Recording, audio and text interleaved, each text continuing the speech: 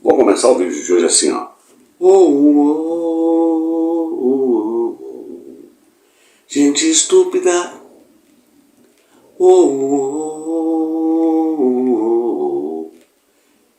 Gente hipócrita. E aí, meu amigo, minha amiga, Jesus aqui outra vez. E hoje eu quero que tu assista esse conteúdo até o final, porque a grande verdade é que a Band News já tinha tido o William Vac na CNN fazendo fake news sobre a questão de uma venda para a Ucrânia que nunca aconteceu.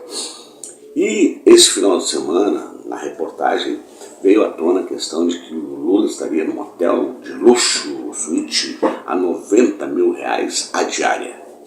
Ocorre, no entanto, que à noite, no mesmo dia dessa matéria, a Band veio se retratar dizendo que a diária era de R$37 mil. É impressionante como essa imprensa nossa tem um complexo de vira-lata e parece que eles só querem um branco de elite no governo, não pode ser um operário metalúrgico. Até a roupa que a Janja veste eles querem criticar, eles querem tirar onda, enfim, tudo o que o Lula faz é mal visto. E aí já teve até, inclusive, vídeo de bolsonarista dizendo, e até com a fala do Bolsonaro, que tinha ficado na embaixada na Itália, e ao custo 0,800, e que o que custou foi só a lavagem da roupa de cama, etc e tal. Mas a grande verdade é que o que o Bolsonaro foi fazer lá, eu já vou te mostrar o vídeo, mas a grande verdade é que o Lula tem viajado, já foi a China, isso aí depois o Padilha vai falar, que eu tenho uma série de vídeos para mostrar para você. Onde o Lula vai, o Lula é recepcionado da melhor maneira possível. O Lula almoçou com o rei da Espanha, o Lula jantou com o rei Charles, o Lula foi convidado para uma reunião seleta com 10 líderes mundiais, o Lula já foi na China, enfim, onde o Lula passa ele é bem recebido e traz dividendos para o país. Além dos acordos bilaterais, o Lula evidentemente ainda tem trazido muito recurso para o Fundo Amazônico, entendeu? E a grande verdade é que o Bolsonaro traz joias, 16 milhões de dólares, mais o kit de 2, 3 kits que vale mais de 1 milhão de reais, etc e tal.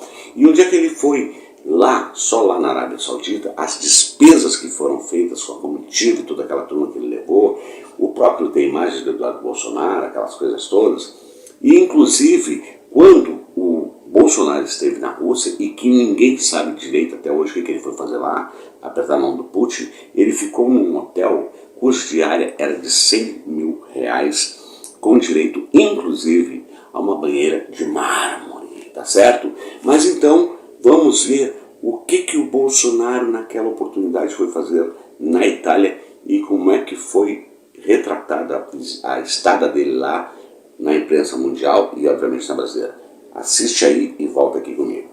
Olá minha joia, sou Hugo Bandeira. Quando vejo o presidente Lula sendo recebido com tanto respeito e prestígio mundo afora, lembro logo dessa participação de Bolsonaro no G20. A diferença é nítida. Continuamos aqui na cobertura do G20 em Roma, um G20 que foi marcado também pelo isolamento de Jair Bolsonaro. Quase nenhum encontro bilateral, pelo menos nenhum de grande porte. E claro, cenas que mostraram esse constrangimento e esse deslocamento do presidente. Ele entrou na antessala do G20, não tinha com quem conversar, foi direto aos garçons, fez algumas piadas, inclusive sobre futebol, mas nem os garçons entenderam as piadas. Enquanto os demais líderes conversavam sobre o futuro da humanidade, medidas concretas para lidar com a pandemia, Jair Bolsonaro tentava vender um país que simplesmente não existia. Aí está.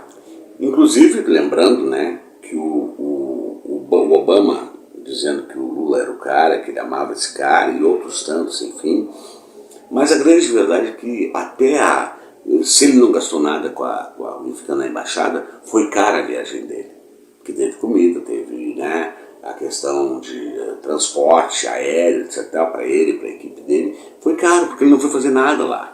Isolado. Naquela reunião nos Estados Unidos, nem o Biden queria conversar com ele, tanto é que inventou uma desculpa e se levantou para não ter que ouvir o desgraçado. Mas aí o Padilha, vou te mostrar primeiro o que o Lula disse a respeito dessa questão da viagem dele e como é que era o governo que passou. Assiste aí e volta comigo de novo. Gente, tem coisa boa para te mostrar, então fica comigo até o final. Assiste aí. Havia 12 anos, ou seja, a última vez que o Brasil teve um presidente aqui para discutir negócio foi em 2012, a companheira Dilma Rousseff. De lá para cá, só o último governo nosso veio aqui no enterro da rainha. Ou seja, o Brasil parou de falar de negócio ou de discutir negócio. Nós chegamos a ter um fluxo comercial entre os dois países de 8 bilhões e 600 milhões de dólares, agora caímos para um pouco mais de 6 bilhões. Aí está, uma grande vergonha. O cara fechou o Brasil para o mundo, as negociações, as transações de exportação com a Inglaterra caíram, ninguém queria o assunto com esse déspota, e a grande verdade é que o Lula está reabrindo o mundo para o Brasil. E o Lula não viaja só para passear, o Lula viaja para fazer negócios para o Brasil. Então vamos ver o que o Padilha falou desta viagem dele para a Inglaterra e a reportagem da Globo News sobre a questão do encontro dele com o primeiro-ministro, além, claro, com o Rei Charles, que teve também. Assiste aí e volta comigo com o meu comentário final. O Lula é craque, né? Isso, ele foi é nos Estados Unidos, para a China, hoje decolou para ir para a coroação do Rei Charles lá na Inglaterra, vai lá e ele falou assim, olha, eu vou para a coroação, mas eu quero ter uma reunião com o primeiro-ministro. Não pode ir à toa, né? Só pra festa. Ele falou, não vou, tudo bem, o Rei Charles ligou para ele, cara. A embaixada tá ansiosa, vai, não vai, ligou para confirmar, ele falou assim, não, eu vou, mas eu quero uma reunião com o primeiro-ministro, eu quero discutir projeto para o Brasil, investimento para o Brasil, como faço cooperação no Brasil.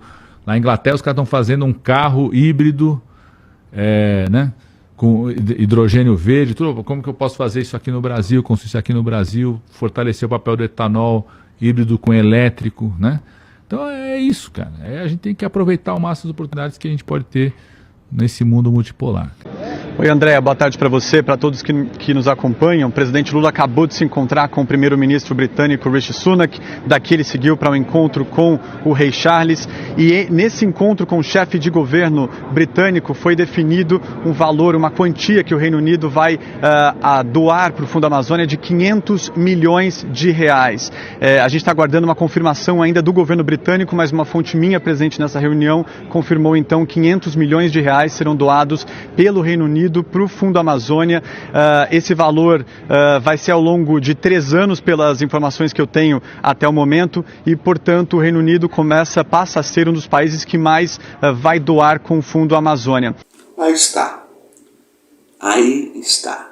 O Lula vai num lugar, é 500 milhões, é outros 500 milhões, é 400 milhões, são acordos, são negócios e etc. E o cara tem uma sacada muito grande. Ele foi lá, inclusive, para ver se pode o que tem de tecnologia para trazer para o Brasil, o que pode agregar em relação ao etanol, o que pode ser feito, como disse o próprio Padilha.